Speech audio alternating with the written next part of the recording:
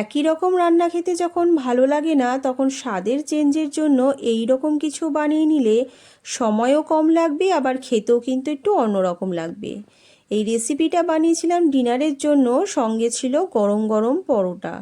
কেননা ভাতের চেয়ে লুচি অথবা পরোটা দিয়ে এই রেসিপিটা সবথেকে বেশি ভালো লাগবে। তো প্রথমেই নিয়ে নিয়েছি পরিমাণ মতো চিকেন, যেটা ম্যারিনেটের জন্য আমি দেব নুন, সামান্য গোলমরিচ গুঁড়ো, কুচনো কাঁচা লঙ্কা আর দিয়ে দেব পাতিলেবুর রস। চিকেন ম্যারিনেশনে পাতিলেবুর রস কিন্তু খুবই গুরুত্বপূর্ণ। দেব একটু গন্ধরাজ লেবুর জেস্ট, লেবুর গ্রিন পার্টটাই কিন্তু দেব, হোয়াইট পার্টটা যেন না হয়, তবে কিন্তু এটা তেতো হয়ে যাবে। তাই এই সব কিছু একসাথে মাখিয়ে মোটামুটি 1 থেকে 1.5 ঘন্টা ফ্রিজে রেখে দিলে চিকেন কিন্তু খুব ভালো মতো ম্যারিনেট হয়ে যাবে। এটা রান্না করার জন্য তাই সময়ও খুবই কম লাগে, মোটামুটি 1 থেকে 1.5 ঘন্টা রাখলেই কিন্তু যথেষ্ট। রান্না করার কিছুক্ষণ আগে এই ম্যারিনেট করা চিকেনটা ফ্রিজ থেকে বের করে রাখতে হবে, মিনিমাম 10 মিনিট আগে বের করলেই হবে। তো এই সব কিছু একসাথে মাখিয়ে আমি 1 থেকে 1.5 ঘন্টা মতো ফ্রিজে রেখে দেব। আর এই চিকেন বানানোর জন্য লাগবে আমার একটা পেস্ট। সেই পেস্ট বানানোর জন্য আমি নিয়ে নিয়েছি একটুখানি আদা, একটুখানি রসুন আর নিয়ে নেব সাদা তিল। আর কিন্তু পেস্ট বানানোর জন্য কিছুই লাগবে না। পরিমাণ মতো একটু জলের সাহায্যে একদম মিহি একটা পেস্ট বানিয়ে নেব। পেস্ট যেন একদম পাতলা না হয়, আবার একদম ঘন যেন না হয়। তো সেই মতো জল নিয়ে একদম মিহি করে একটা পেস্ট আমাকে বানিয়ে নিতে হবে। রান্নাটা করতে লাগবে সর্ষের তেল, কারণ সর্ষের তেল ছাড়া অন্য কোনো তেলেই কিন্তু এই রান্নার আসল স্বাদটা কিন্তু পাওয়া যাবে না। তো কড়াইতে নিয়ে নিয়েছি পরিমাণ মতো সর্ষের তেল, তাতে দিয়ে দেব তেজপাতা, শুকনো লঙ্কা, কাঁচা লঙ্কা, দিয়ে দেব গোটা গোলমরিচ আর গোটা গরম মশলা, গোটা জিরে ফোড়ন দিয়ে একটা কুচনো পেঁয়াজ এটার মধ্যে অ্যাড করব। বড় সাইজের একটা পেঁয়াজ নিয়ে নিয়েছি, ছোট হলে দুটো নিতে হবে।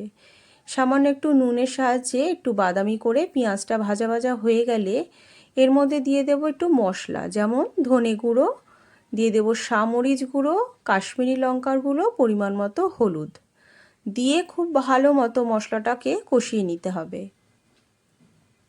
মশলাটা সামান্য একটু কষে গেলে পেস্টটা যেটা বানিয়েছিলাম সেটা এটার মধ্যে দিয়ে আবারও মশলা কিন্তু খুব ভালো মতো কষিয়ে নিতে হবে, কারণ মশলা যত ভালো কষবে রান্নার স্বাদ কিন্তু তত বেশি বেড়ে যাবে। তাই লো হিটেই কিন্তু পুরো রান্নাটা করতে হবে, অথবা মিডিয়াম হিটে। হাই হিটে না করাই ভালো, মশলা পুড়ে যেতে পারে। তাই মিডিয়াম হিটে এভাবে মশলাটা কিন্তু খুব ভালো মতো কষিয়ে নিতে হবে।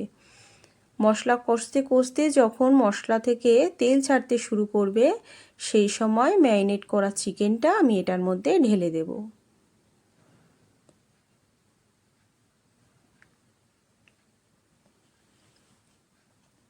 এরপর চিকেনের সাথে মশলাটা খুব ভালো মতো মাখিয়ে নিয়ে মিডিয়াম হিটে 1 থেকে 1.5 মিনিটের জন্য আমি এটা ঢেকে দেব। চিকেন যেহেতু আগে থেকে খুব ভালো মতো ম্যারিনেট করা আছে এবং অনেকটা সময় নিয়ে করা ছিল, তাই চিকেন সেদ্ধ হতে কিন্তু একদমই সময় লাগবে না। যে কারণে এই রান্নাটা বানাতে সময় কিন্তু খুবই কম লাগে। মশলাটা যেমন ভালো মতো কষে গেছে, চিকেনও কিন্তু খুব ভালো মতো সেদ্ধ হয়ে গেছে। এরপর গ্রেভি বানানোর জন্য দিয়ে দেব পরিমাণ মতো জল। খুব বেশি জল না দেওয়াই ভালো, কেননা জিনিসটা হবে একটুখানি কষা কষা। জল দিয়ে হাই হিটে মোটামুটি 1 মিনিটের জন্য আমি এটাকে ঢেকে দেব।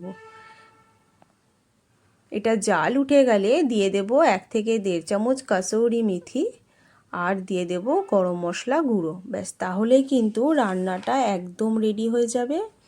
আমাদের চিকেনটা পুরোপুরি রেডি হয়ে গেছে। এটা দেখতে যতটা ভালো লাগছে, এটা কিন্তু খেতে আরও ভালো লাগবে।